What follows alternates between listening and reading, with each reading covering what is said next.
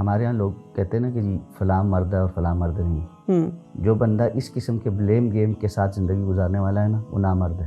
جو اپنے گھر میں ایک خاتون کو یہ بات نہیں سمجھا سکتا کہ آپ جو میرے سے بات کر رہی ہیں اس کا جواب اچھے طریقے سے یہ ہے, اس کا حل یہ ہے, اس کی وجہ یہ ہے, یہ معاملات اس لیے ایسے ہو رہے ہیں اور ہم اس کو ایسے لے کر چلیں گے, تو پھر وہ بندہ اگر اس کا رد عمل ہمیشہ گالم گلوچ ہے, ایک دم سے بحث تکرار ہے, اور اس میں پھر وہ یہ کہتا ہے کہ یہ تمہاری وجہ سے آج یہ ہوا ہے, تمہاری وجہ سے یہ ہوا ہے, تم نے یہ مسئلے تم میرے سامنے لے کے بیٹھ جاتی ہے, وہ کس کے پاس جا کر بیٹھے؟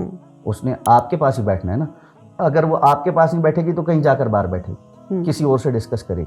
اگر کسی خاتون کو اپنے جذبات کے اظہار کے لیے اور اپنے دل کی بھڑاس نکالنے کے لیے اور اپنی ضروریات کے بیان کرنے کے لیے ہمہ وقت ہمیشہ ہی اپنے شوہر کے علاوہ کسی اور کی ضرورت ہے, تو اس کا شوہر نامرد قسم کا انسان. اس نے مردانگی کے پورے اس پہ نہیں اترا. مردانگی صرف ایک چیز میں نہیں ہوتی. اللہ کے رسول صلی اللہ علیہ وسلم نے فرمایا تھا پہلوان وہ نہیں ہے جو کسی کو نیچے گرا کر ناک آؤٹ کر دے. پہلوان وہ ہے جو اپنے غصے پہ قابو رکھتے, جو اپنے جذبات پہ قابو رکھتے.